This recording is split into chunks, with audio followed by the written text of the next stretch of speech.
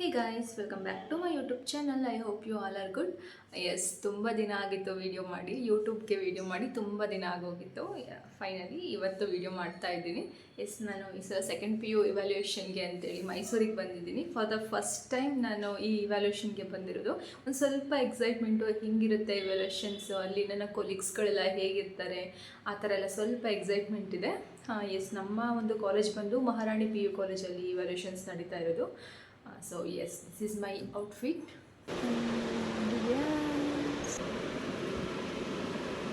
So ನಾನು ಮೈಸೂರಲ್ಲಿ almost ಯಾವ ಪ್ಲೇಸಸ್ಗಳನ್ನೂ ನೋಡಿಲ್ಲ. ಈವನ್ ಅರಮನೆ ಕೂಡ ನಾನು ನೋಡೇ ಇಲ್ಲ. ಮೈಸೂರಿಗೆ ಬರೋದೇ ಕಮ್ಮಿ, ಬಂದೇ ಇಲ್ಲ ಅಂದ್ಕೊಳ್ಳಿ. ಮೈಸೂರಿಗೆ ಬಂದೂ ಇಲ್ಲ, ಜೊತೆಗೆ ಯಾವ ಪ್ಲೇಸಸ್ಗಳನ್ನೂ ನೋಡೂ ಇಲ್ಲ.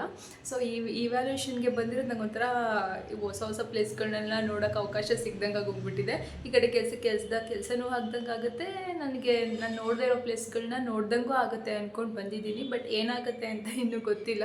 ಬರಬೇಕಾದ್ರೆ ಒಬ್ಬಳೇ ಬಂದಿದ್ದೀನಿ, ಬಟ್ ಇಲ್ಲೆಲ್ಲ ಕೊಲೀಗ್ಸ್ ಸಿಗ್ತಾರೆ ಅಂದ್ಕೊಂಡು ಬಂದಿದ್ದೀನಿ. ಇವಾಗ ಕಾಲೇಜ್ಗೆ ಹೋದರೆ ಗೊತ್ತಾಗುತ್ತೆ. ಇನ್ನೇನು ಗೊತ್ತಾಗೋದೇನು, ಎಲ್ಲ ಫ್ರೆಂಡ್ಸ್ಗಳು ಮಾಡ್ಕೊಳ್ಳೋದೆ ನಾವೇ. ಸ್ಯಾರಿ ತೊಗೊಬರ್ಬೇಕು ಅಂದ್ಕೊಂಡಿದ್ದೆ, ಬಟ್ ಸ್ಯಾರಿ ಎಲ್ಲ ವೇರ್ ಮಾಡಿಕೊಂಡು ಕಾಲೇಜ್ವರೆಗೂ ಅಂದರೆ ನಾನು ಎಲ್ಲಿ ಸ್ಟೇ ಆಗಿದ್ದೀನಿ ಅಲ್ಲಿಂದ ಕಾಲೇಜ್ಗೆಲ್ಲ ನಡ್ಕೊಂಡು ಹೋಗೋದು ಅದೆಲ್ಲ ಹಿಂಸೆ ಆಗೋಗುತ್ತೆ. ಬೇರೆ ಸಮ್ಮರ್ ಟೈಮ್ ಬೇರೆ ಅಲ್ವಾ. ಸೊ ಹಾಗಾಗಿ ಸ್ಯಾರಿ ಬೇಡ, ಮತ್ತು ಲಗೇಜ್ ಎಲ್ಲ ಜಾಸ್ತಿ ಆಗೋಗುತ್ತೆ ಅಂಥೇಳಿ ಬರೀ ಡ್ರೆಸ್ಸಸ್ ಅಷ್ಟೇ ತೊಗೊಂಬಂದಿದ್ದೀನಿ.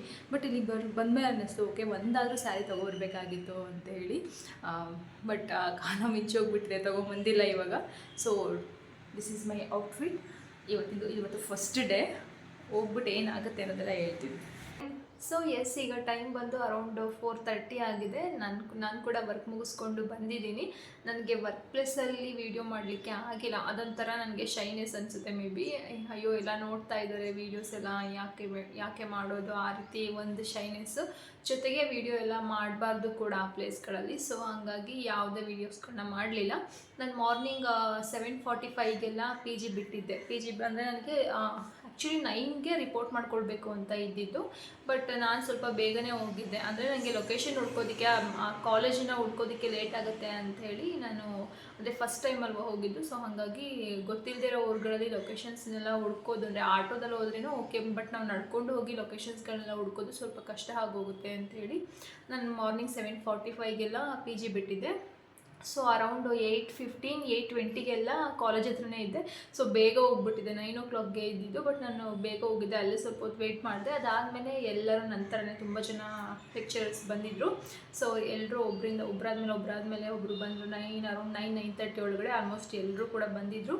ಸೊ ನಾವೆಲ್ಲರೂ ಅಂದರೆ ಎಲ್ಲ ಲೆಕ್ಚರರ್ಸ್ಗಳು ಬಂದಮೇಲೆ ಎಲ್ಲರೂ ಕೂಡ ರಿಪೋರ್ಟ್ ಮಾಡ್ಕೊಂಡು 9:30, 9:45ಗೆಲ್ಲ ನಾವು ರಿಪೋರ್ಟ್ ಮಾಡ್ಕೊಂಡ್ವಿ.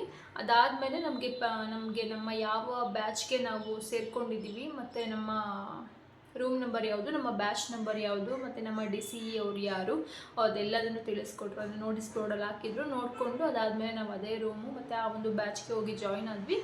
ಜಾಯ್ನ್ ಆಗಿದ ತಕ್ಷಣ ನಮಗೆ ಒಬ್ಬೊಬ್ಬರಿಗೆ ಇಷ್ಟಿಷ್ಟು ಪೇಪರ್ಸ್ಗಳಂತ ಹೇಳಿ ಕೊಟ್ಟರು. ಸೊ ನಾವು ಕೂಡ ಎಲ್ಲನೂ ಇವ್ಯಾಲ್ಯೂಷನ್ಸ್ ಮಾಡಿ ಅರೌಂಡು ಎಲ್ಲ ಪೂರ್ತಿ ಮುಗಿದಾಗ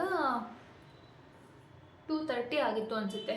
10:30ಗೆ ಶುರು ಮಾಡಿದ್ದು. 12 ಪೇಪರ್ಸ್ ಮಾಡಲಿಕ್ಕೆ ನಾವು 2:30ವರೆಗೂ ಟೈಮ್ ತೊಗೊಂಡಿದ್ದೇವೆ. ಪರ್ ಪರ್ಸನ್ಗೆ 12 ಪೇಪರ್ಸ್ನ ಕೊಟ್ಟಿದ್ರು. ಸೊ 2:30ವರೆಗೂ ಅದೇ ಕೆಲಸ ಮುಗಿಸ್ಕೊಂಡು ಅದಾದಮೇಲೆ ಇವತ್ತು ಸಂಡೇ ಅಲ್ವಾ. ಸೊ ಹಾಗಾಗಿ 12 ಪೇಪರ್ಸ್ ಅಷ್ಟೇ ವ್ಯಾಲ್ಯೂಷನ್ಸ್ ಮಾಡಿದ್ದು.